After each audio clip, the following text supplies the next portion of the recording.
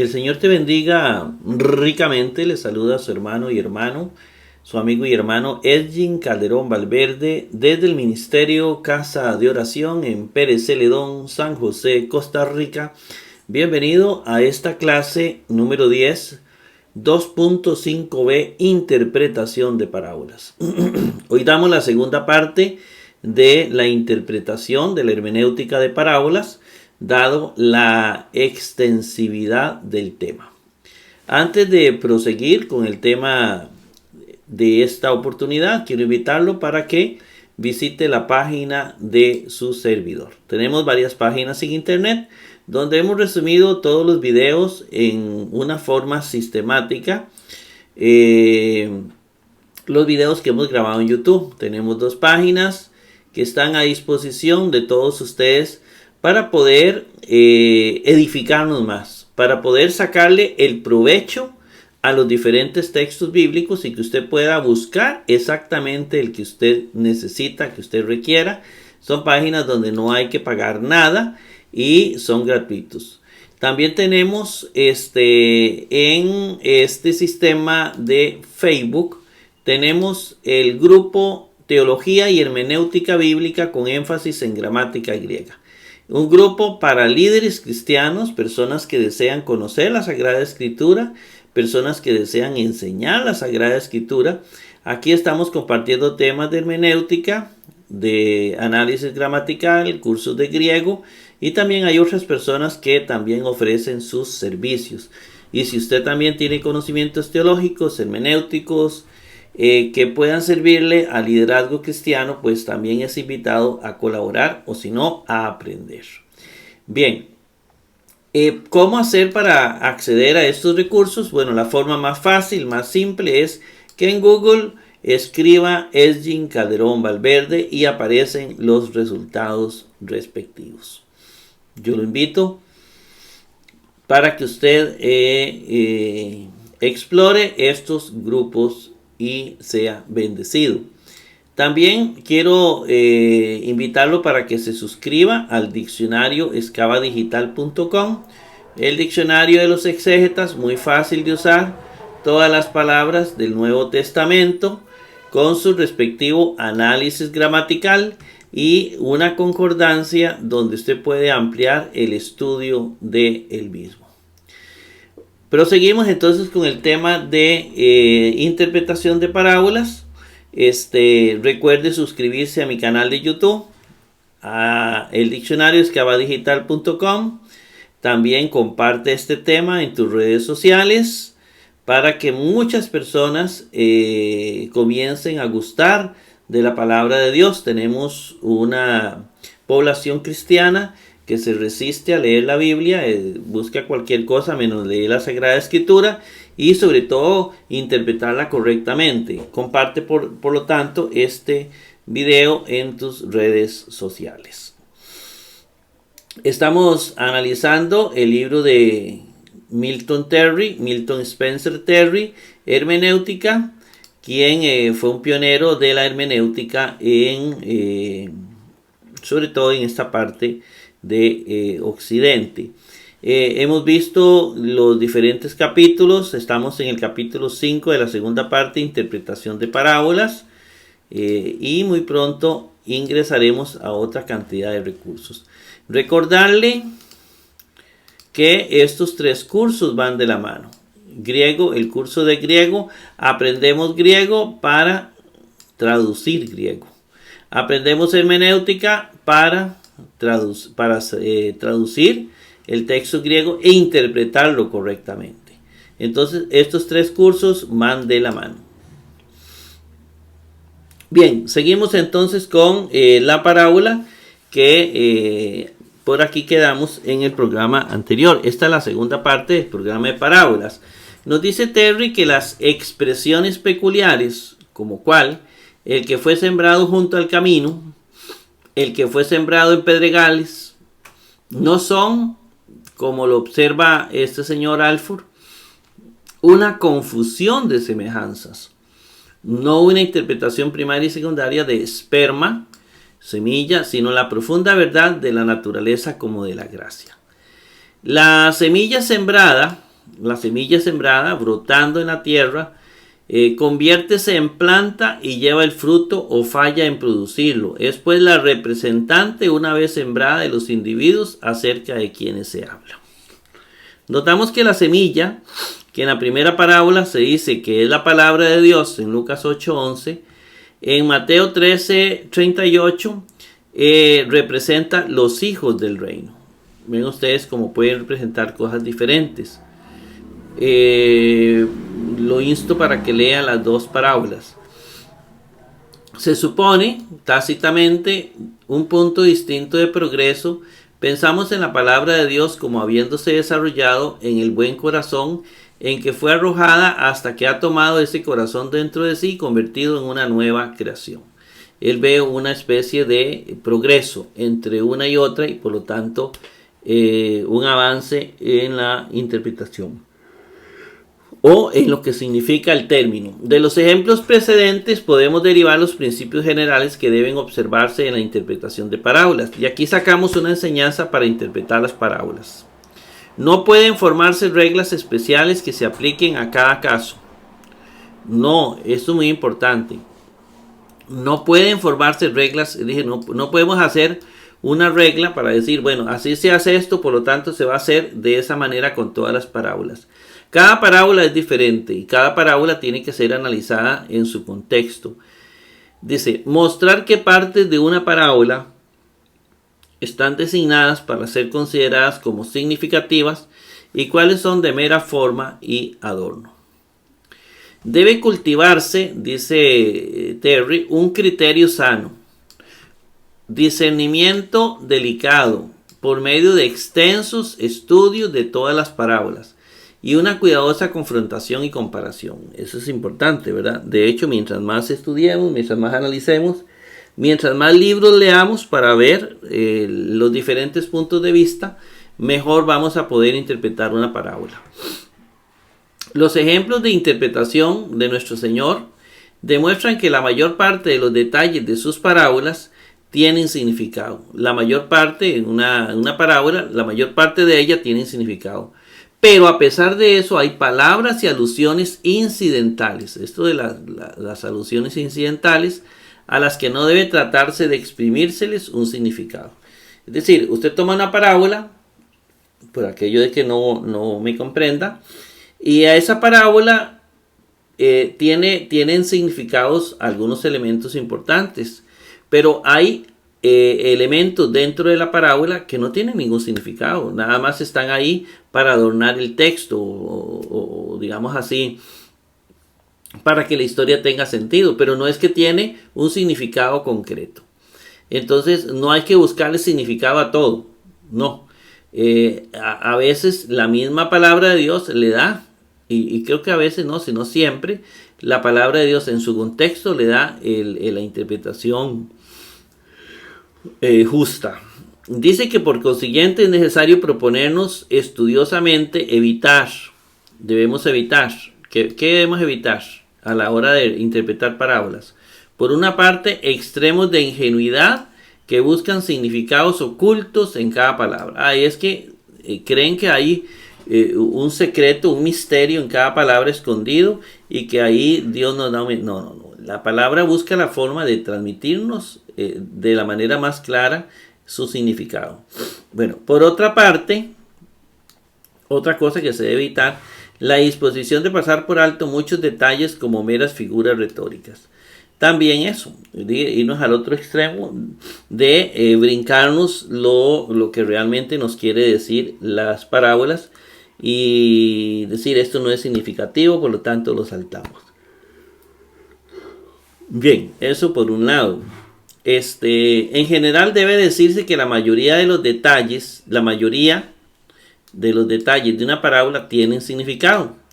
Los que no tienen significado especial sirven para aumentar la fuerza y la belleza del resto. La parábola de nuestro Señor acerca de los labradores malos, registrada por Mateo, léase Mateo 21, 33, 44, Marcos 12, 12 y Lucas 29, 18, dice que aunque pronunciada en oídos del pueblo, los sacerdotes, los escribas y los fariseos comprendieron que iba dirigida contra ellos. ¿Recuerdan? Ellos entendieron que Jesús la dijo por ellos. Asimismo nos informa el contexto, si usted lee Mateo 21:43, que la viña representa el reino de Dios. En la parábola de Isaías, toda la casa de Israel es culpable, se le amenaza con completa destrucción. Aquí la falta es de los labradores, a quienes fue arrendada la viña, cuya perversidad aparece de la manera más flagrante. Por consiguiente, la amenaza no es destruir la viña, sino destruir a los que cuidan la viña, es decir, a los labradores. Las grandes cuestiones, las grandes preguntas en la interpretación de la parábola son, oigan las grandes preguntas, ¿qué se quería decir con la viña? ¿Quiénes son los labradores, los siervos y el hijo? Es decir, ¿a quién representan? ¿Qué acontecimientos se contemplan en la destrucción de los labradores y el dar la viña a otros? Estas preguntas no son difíciles de contestar, dice Terry.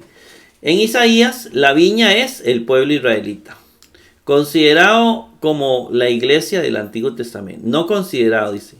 No meramente considerado como la iglesia del Antiguo, sino como la nación escogida establecida en la tierra de Canaán.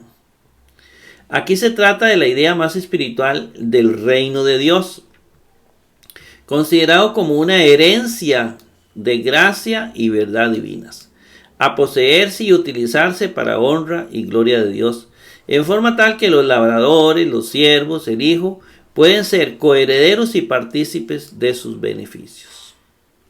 2. La pregunta 2. Los labradores son los guías, maestros del pueblo, comisionados divinamente, cuya ocupación y deber era guiar e instruir en el verdadero conocimiento y amor de Dios a los confiados a su cuidado. Estos labradores también eran los príncipes de los sacerdotes y los escribas que escucharon esta parábola y entendieron que se dirigía contra ellos. Por los siervos, en distinción de los labradores, deben entenderse los profetas que fueron enviados como mensajeros especiales de Dios, cuya misión habitualmente se dirigía a los guías del pueblo. Pero ellos habían sido despreciados, escarnecidos y maltratados en muchas formas, según 2 de Crónicas 36:16. Jeremías fue aprisionado, Zacarías fue lapidado. El Hijo, el amado, es naturalmente el Hijo del hombre, quien a los suyos vino y los suyos no le recibieron. Es decir, el Hijo amado es Jesucristo. Vamos a la tercera pregunta. La destrucción de los malos labradores se realizó en la completa destrucción y la miserable ruina de los guías judíos en la caída de Jerusalén. En esa ocasión, la venganza de toda la sangre justa de los profetas cayó sobre aquella generación. Fue entonces también cuando la viña del reino de Dios, reparada y restaurada como la iglesia del Nuevo Testamento, fue transferida a los gentiles. Hay muchas lecciones de menor importancia, insinuaciones sugestivas en el lenguaje de esta parábola, pero en una exposición no debe dárseles tal importancia que acarreen confusión a los pensamientos principales. Aquí, lo mismo que en Isaías, no debemos buscar significados especiales, por ejemplo, en el cerco, el lagar y la torre, ni tampoco dar importancia a la fruta especial que el dueño tenía derecho de esperar, ni tratar de identificar con algunos de los profetas a cada uno de los siervos enviados. Ya eso caeríamos en alegorías. Menos aún debe pensarse en hallar significados especiales en formas de expresión usadas por un evangelista y no por otro.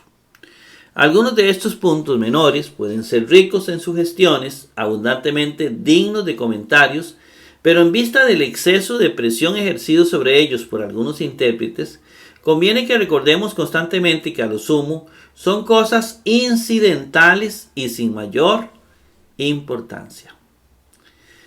La parábola de la higuera estéril, léala, Lucas 13, 6, 9 y luego pausa el video y luego lo pone a correr. Esta parábola dice, tuvo su aplicación en el desechamiento de Israel, pero no está obligadamente, limitadamente a aquel acontecimiento.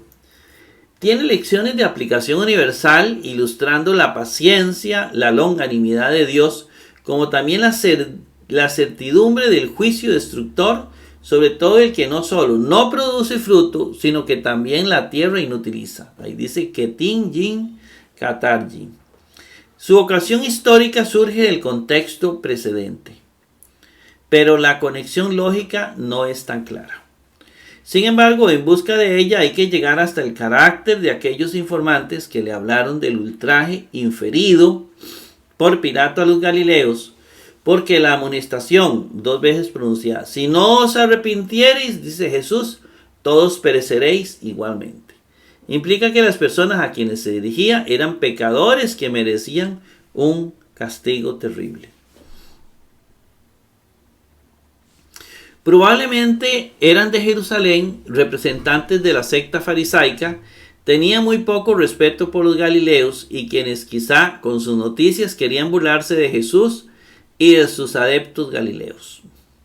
Los medios para entender la ocasión y el propósito de la parábola de Natán, la segunda de Samuel 12, 1, 4, léala, están provistos abundantemente en el contexto.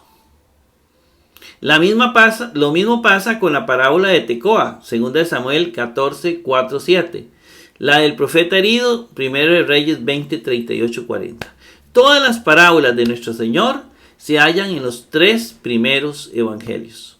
Los de la puerta, el buen pastor y la vid, que aparecen en Juan, dice que no son parábolas, sino alegorías. En la mayor parte de los casos hallamos en el contexto inmediato una clave para la interpretación correcta.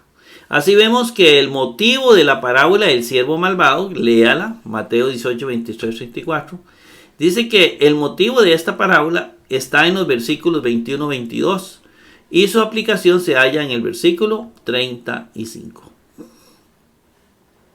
El contexto de la parábola del rico que quería alfolíes de mayor capacidad, lea Lucas 12, 16, 20, nos muestra que fue pronunciada como una amonestación contra la codicia. La parábola del amigo a medianoche, Lucas 11, 5, 8, no es más que parte de un discurso acerca de la oración. Las del juez injusto, la viuda inoportuna, y la del fariseo y el publicano en oración, Lucas 18, 1, 14, están explicadas por el evangelio que la relata. La parábola del buen samaritano, la de Lucas 10, 30, 37, se debió a la pregunta del maestro de la ley que quería justificarse a sí mismo. La parábola de los jornaleros en la viña, Mateo 20, 1, 16.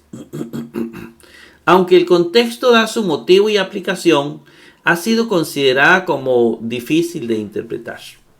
Fue originada por el espíritu mercenario de la pregunta de Pedro, ¿qué pues tendremos? Evidentemente tiene por principal objeto condenar semejante espíritu.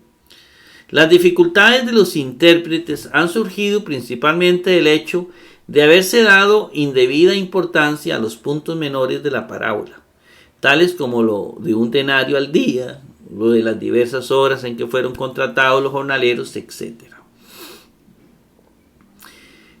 Stier insiste en que el denario o el jornal diario es el asunto principal y la fase más importante de esta parábola.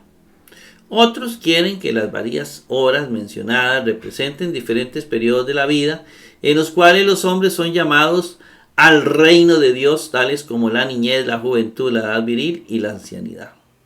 Otros han supuesto que con los primeros contratados se denota a los judíos y con los posteriores a los gentiles. Orígenes sostenía que las diversas horas representan las diversas épocas de la historia humana, como la anterior al diluvio, la de Abraham o Moisés, la de Moisés a Cristo, etc. Pero todo esto tiende a apartar la mente del pensamiento magno en el objeto de la parábola, a saber, la condenación del espíritu mercenario, la indicación de que los premios del cielo son asunto de gracia y no de deuda. Debiéramos dar mucho énfasis a la observación de Bengel de que la parábola no es tanto de predicción como de amonestación. Vamos ahora a aplicar cuidadosamente a esta intrincada parábola los tres principios de interpretación a que nos hemos referido en el programa anterior. En el primer lugar, la ocasión histórica y el objeto. Jesús había dicho al joven que tenía muchas posesiones, ¿cierto? Recuerden, si quieres ser perfecto, anda, vende lo que tienes, dalo a los pobres, tendrás tesoro en el cielo, ven y sígueme. Mateo 19:21. El joven se fue triste porque tenía grandes posesiones, dice el Evangelio, tímata polá. Entonces el Señor habló de la dificultad de que el rico entre en el reino de los cielos, versos 23-26. Entonces respondiendo Pedro le dijo, he aquí nosotros hemos dejado todo y te hemos seguido, ¿qué pues tendremos? Tiara, y min. ¿Qué entonces será para nosotros? Es decir, en forma de compensación, es decir, ¿cuál será entonces nuestro premio? Ese es el espíritu que va Milton Terry. Él dice que más bien ahí lo que hubo fue una reprensión a los discípulos porque ellos están pidiendo un premio por haber seguido a Jesús y lo correcto no es pedir premio. ¿Cuál será nuestro tisabrón en Uranís? Tesoro en los cielos. Eso le están preguntando a Jesús. Y yo creo que eso a Jesús, dice Terry, eso le molesta. Porque están pidiendo un premio y no hay que pedir premios para seguir el reino de Dios. Esta pregunta, dice Terry, sin ser precisamente reprensible, respiraba cierto mal espíritu de presuntuosa confianza, estima propia por su evidente comparación con el joven. Todo lo que le dijiste a él que hiciera nosotros lo hemos hecho. Hemos abandonado todo lo que teníamos. Es decir, los apóstoles estaban presumiendo de que ellos habían dejado todo y lo habían seguido, que si le pidió al rico que lo siguiera y no podía porque era muy rico, pero ellos sí. ¿Qué tesoro tendremos en el cielo?, le decían. Jesús no censuró inmediatamente lo que había de malo en la pregunta, sino que lleno de gracia contestó a lo que de bueno tenía. Los discípulos que realmente abandonaron todo y le siguieron, no dejarán de alcanzar bendita recompensa. Vea lo que dice Jesús. De cierto os digo que vosotros que me habéis seguido en la regeneración, cuando se sienta el Hijo del Hombre en el trono de su gloria, a vosotros también os sentaréis sobre 12 tronos para juzgar a las 12 tribus de Israel. Esto era virtualmente hacerles una promesa, entrar en un compromiso de lo que tendrían en el futuro. Pero luego Jesús añade, cualquiera que dejare casas, hermanos, padre, madre, mujer, hijos, tierras, por mi nombre, recibirá 100 veces tanto y heredará la vida eterna. Aquí tenemos una herencia común, dice Terry, una bendición prometida a todos los que cumplan las condiciones nombradas. Pero además de esta gran recompensa común a todo ser humano, habrá distinciones y diferencias.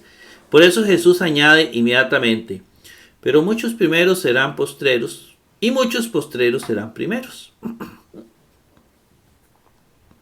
A partir de esta última declaración, sigue inmediatamente la parábola. Gar, porque el reino de los cielos es como, etc. Stier reconoce esta conexión diciendo, ¿por qué Pedro ha averiguado acerca de premios y recompensas? Cristo dice ante todo lo que leemos en los versículos 28-29. Pero porque hay en su pregunta una culpable ansiedad de recompensa, sigue de inmediato la parábola tocante a los primeros y los postreros con su seria amonestación y censura. Pero decir en vista de tal conexión y contexto que el premio contemplado en el denario no tiene referencia a la vida eterna, sino que debe entendérselo únicamente de bienes temporales que pueden conducir a la condenación, es realmente desconocer, desafiar el contexto e introducir un pensamiento enteramente extraño. Es indudable que la parábola tiene por objeto amonestar a Pedro y a los demás contra el espíritu mercenario, es decir, ese espíritu de pedir un premio por lo que ellos están haciendo, y la presunción que saltaba a la vista en su pregunta, Recuerde que él decía, nosotros hemos dejado todo. Pero ella termina como lo hace observar Meyer, y eso muy apropiadamente con lenguaje que fuera de duda permite a los apóstoles contemplar la perspectiva de recibir premios de un carácter peculiarmente distinguido, pero no constituye una garantía de la absoluta certidumbre de ello, ni reconoce la existencia de tal cosa como pretendidos derechos válidos. Habiéndonos asegurado de la ocasión histórica y del objeto, el próximo paso consiste en analizar el asunto que tenemos en la mano y no lo que parezca tener especial importancia. Apenas se disputará el hecho de que el convenio particular del padre de familia con los jornaleros contratados por la mañana temprano sea un punto demasiado prominente para que se le desconozca en la exposición. Notable también es el hecho de que la clase segunda, contratados a la hora tercera, entran al trabajo sin convenio alguno, confiando en las palabras os daré lo que fuere justo. Lo mismo con las llamadas a las horas sexta y nona, pero los llamados a la hora undécima no recibieron, según el verdadero texto del versículo 71, promesa alguna y nada se les dijo acerca de recompensa. Habían estado esperando trabajo, parecían estar ansiosos por él y se hallaban ociosos porque nadie los había tomado, pero tan pronto como les llegó el pedido fueron a trabajar sin detenerse, ni siquiera a preguntar acerca del salario. En todo esto no parece que las diversas horas tuvieran algún significado especial, sino que más bien debemos notar el espíritu y disposición de los diversos jornaleros, particularmente los primeros y los últimos contratados. En el relato del ajuste de cuentas al fin del día, solo estos últimos y los primeros se mencionan con algún grado de distinción. Los últimos son los primeros recompensados, y esto con tales marcas de favor que la presunción y el espíritu mercenario de los que por la mañana temprano se habían ajustado al precio de un denario al día, al instante estallaron en quejas, dando lugar a la censura del padre de familia, a su aserción de su absoluto derecho de disponer de lo suyo a su placer. Si pues interpretamos estas partes con estricta referencia a la ocasión y objeto de la parábola, tenemos que pensar en los apóstoles como aquellos a quienes se dirigió la amonestación. Lo que había de malo en la pregunta de Pedro atrajo la oportuna censura y amonestación. Jesús le asegura a él y a los demás que a nadie que se haga su discípulo le faltará gloriosa recompensa, y en una forma algo por el estilo del ajuste con los primeros jornaleros contratados, trata con los 12, conviniendo en dar un trono a cada uno de ellos. Pero añade, pues tal es la sencilla aplicación del proverbio, muchos primeros serán postreros. No os imaginéis, engañados por vuestra vanidad, que porque fuisteis los primeros en dejarlo todo y en seguirme, es de imprescindible obligación que se os dé más honra que a los otros que más tarde han de entrar a mi servicio. Interesante. No es el más elevado de los espíritus el que pregunta ¿qué me darán a mí? Mejor es preguntar ¿qué haré yo? Quien sigue a Cristo y por él se sacrifica en toda forma, confiando que todo irá bien, es más noble que el que se detiene a hacer convenios. Aún más, quien ingresa a trabajar en la viña de su Señor sin hacer preguntas tocante a salarios, es más noble y de espíritu más elevado. Su espíritu y labor, aunque ésta no continúe más que por una hora, pueden tener cualidades tan hermosas y raras que induzcan a aquel cuyas recompensas celestiales son dádivas de gracia y no pago de deuda, a colocarle en un trono aún más conspicuo que el que pueda alcanzar cualquiera de los apóstoles. La murmuración, la respuesta que a ella dio el padre de familia, no han de tomarse como profecía de lo que debe esperarse que tenga lugar en el juicio final, sino más bien una insinuación sugestiva y una amonestación para que Pedro y los demás examinaran el espíritu en que seguían a Jesús. Si tal es, hermanos, la verdadera intención de la parábola, cuán erróneos son aquellas interpretaciones que hacen del un denario al día el punto principal. Cuán innecesario e inaplicable es considerar las palabras del padre de familia entre los versos 13 y 16 como equivalentes a la sentencia o condenación final o el asignar significado especial a lo de estar ociosos. Cuán sin importancia lo de las diversas horas en que fueron contratados los jornaleros y el saber si el padre de familia representa a Dios o a Cristo. La interpretación que tienda a mantener la unidad de toda la narración y hacer destacar la gran verdad central verá en esta parábola una tierna advertencia y una amonestación sugestiva contra el espíritu incorrecto manifestado en las palabras de Pedro. La parábola del mayordomo injusto, Lucas 16:1-13, léala un momento. Esta ha sido considerada más que ninguna otra como una cruz para los intérpretes. Parece no tener tal conexión lógica o histórica con lo que la precede y que pueda servir de alguna manera material para ayudar en su interpretación. Sigue inmediatamente después de las tres parábolas de la oveja perdida, la dracma perdida, el hijo pródigo, que fueron dirigidas a los fariseos y los escribas que murmuraban porque Jesús recibía a los pecadores y comía con ellos. Habiendo pronunciado esas parábolas para beneficio especial de ellos, también pronunció otra dirigida a sus discípulos, que prostus masitas. Por estos discípulos probablemente debe entenderse aquel círculo más amplio que incluía a otros además de los 12, entre los cuales sin duda había muchos publicanos como Mateo y Zaqueo, que necesitaban la lección que aquí se da. Hoy se reconoce generalmente que esa lección era de usar con sabiduría los bienes de este mundo, porque la sagacidad, la astuta previsión y cuidado para desenvolverse que el mayordomo demostró en su acción precipitada, se dicen haber sido aplaudidos aún por su amo. La parábola ante todo exige que nos demos correcta cuenta del intento literal de su narración y que evitemos querer hacerla decir cualquier cosa que no diga. Además, hemos de notar que Jesús mismo aplicó la parábola a los discípulos por sus palabras de consejo y de exhortación, y que hace comentarios adicionales acerca de ello en los versículos 10 al 13. Estos comentarios del autor de la parábola deben estudiarse como conteniendo la mejor clave posible de su significado.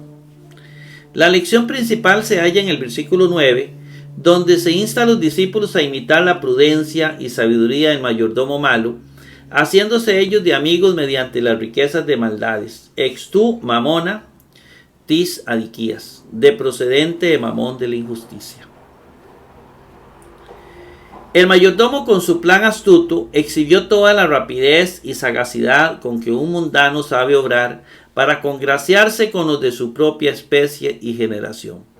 En este respecto se dice que los hijos de este mundo son más sabios que los hijos de la luz. Por lo tanto, nuestro Señor nos aconsejaría imitarlos en este particular.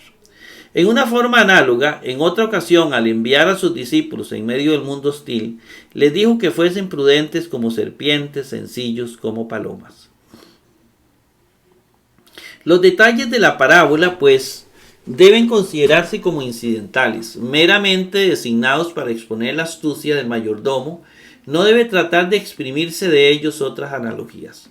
Se insta a los discípulos a ser discretos, a ser fieles a Dios, en el uso de mamón de injusticia y mediante ello asegurarse la amistad de Dios, Cristo, los ángeles, sus prójimos, quienes cuando fallen los bienes de este mundo puedan por ese medio estar dispuestos a recibirles. Existe una profunda conexión interna entre la parábola del mayordomo malo y la del rico y Lázaro narrada en Lucas 16, 19, 31. Es el mismo capítulo. La fidelidad sabia hacia Dios en el uso del mamón de injusticia nos dará amigos que nos reciban en las moradas eternas. Pero ¿quién como el rico de la parábola se convierte en un mundano lleno de sensualidad, de amor al lujo y los placeres, tan bueno y fiel para con los intereses de mamón, que él mismo se transforma en personificación y representante del Dios de las riquezas? En el mundo venidero alzará sus ojos, estando en los tormentos y allí demasiado tarde, aprenderá que con una conducta distinta pudo haber hallado amigos en los ángeles Abraham y Lázaro que le hubiesen admitido a los festines del paraíso. Los principios y métodos de interpretación de las parábolas, tales como se hayan ilustrados en las páginas procedentes, serán guía suficiente para la interpretación de todas las parábolas bíblicas. Es decir, tomemos en cuenta lo que ella misma nos dice. Aquí termina, mis queridos hermanos, el tema de las parábolas. La otra semana seguimos con otro tema interesante. Que Dios me lo bendiga ricamente. Analícelo, léalo despacito, o óigalo despacito, porque en realidad hay que hacerlo rápido para que nos dé buen tiempo. Pero hágalo despacio para que le saque el provecho a cada una de las palabras que he compartido.